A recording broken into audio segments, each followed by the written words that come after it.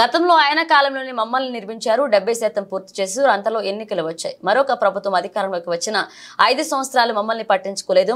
ఇప్పుడు మళ్లీ గతంలో మమ్మల్ని నిర్మించిన శాసనసభ్యులు ఎమ్మెల్యే కావడం, మమ్మల్ని పూర్తి చేస్తారని ఆశగా నిర్మాణంలో ఆగిపోయిన భవనాలు ఆయన కోసం ఎదురు చూస్తున్నాయి. ప్రకాశం జిల్లా కొమరోలు మండలంలో 2014వ సంవత్సరంలో గిద్దలూరు తెలుగుదేశం పార్టీ శాసనసభ్యుడిగా ముత్తుముల అశోక్ రెడ్డి ఉన్న కాలంలో కొమరోలు మండలాన్ని అభివృద్ధి బాటలు నడిపించారు. ముఖ్యంగా మారుమూల పల్లెల్లో గుహారపల్లె, మూలపల్లె లాంటి పల్లెలకు వెళ్లడానికి సిమెంట్ రోడ్లు వేయించడం, కొమరోలు గిద్దలూరు రోడ్డును కొత్తగా మెరుగుదిద్దడం, అంతేకాక మండలానికి జిల్లాలో మంచి పేరు తేవాలనే ఉద్దేశంతో స్టేడియం నిర్మాణం చేపట్టి దాదాపు 70% పనులు పూర్తి చేయడం, బీసీ కాపు భవనాల నిర్మాణం, అలాగే ముస్లింల కోసం షాదీఖానాలు లాంటివి 50 నుండి 70% పనులు పూర్తి చేయగా అంతలో ఎన్నికలు రావడం, ప్రభుత్వం మారడంతో ఆ భవనాలు మూతన పడ్డాయి.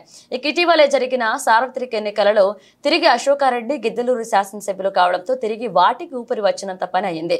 గత 5 సంవత్సరాలలో ఈ భవనాలు తాగుబోతులకు, అసాంఘిక కార్యక్రమాలకు నిలయంగా మారింది.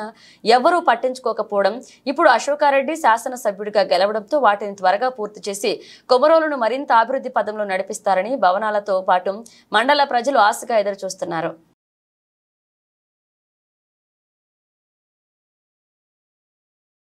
మన జాతీయ భాష అయిన హిందీ సాంస్కృతిక పద్ధతులు, ఆచారాలు